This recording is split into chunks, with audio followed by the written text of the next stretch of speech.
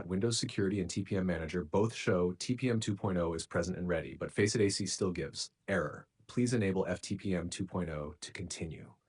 This happens when BIOS Windows AC aren't fully in sync. Here's the full step-by-step fix. Step-by-step fix 1. Check BIOS settings. Restart PC, enter BIOS 2 Dell SCI. Look for TPM, FTPM, PTT. On Intel, enable PTT, Platform Trust Technology. On AMD, enable FTPM, Firmware TPM. Make sure TPM device enabled. Save changes and reboot. 2. Clear and reinitialize TPM, Windows. Press Win-R, type tpm.msc, enter. On the right side, click Clear TPM under Actions. Follow restart instructions. After reboot, TPM will reset and reinitialize.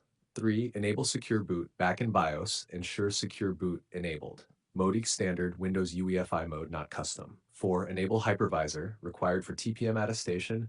Open Command Prompt Admin and run. You can see the code in our conversation history. Restart PC. 5. Check TPM in Windows. Press Wins-R, type msinfo32. Confirm, Secure Boot state equals on. TPM version X 2.0. Attestation is ready. 6. Reinstall FACEIT AC. Uninstall FACEIT A completely. Delete leftover files. Seize program files FACEIT AC.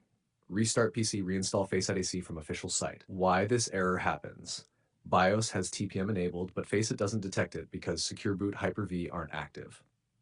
Sometimes old TPM ownership data causes conflicts, fixed by clearing TPM.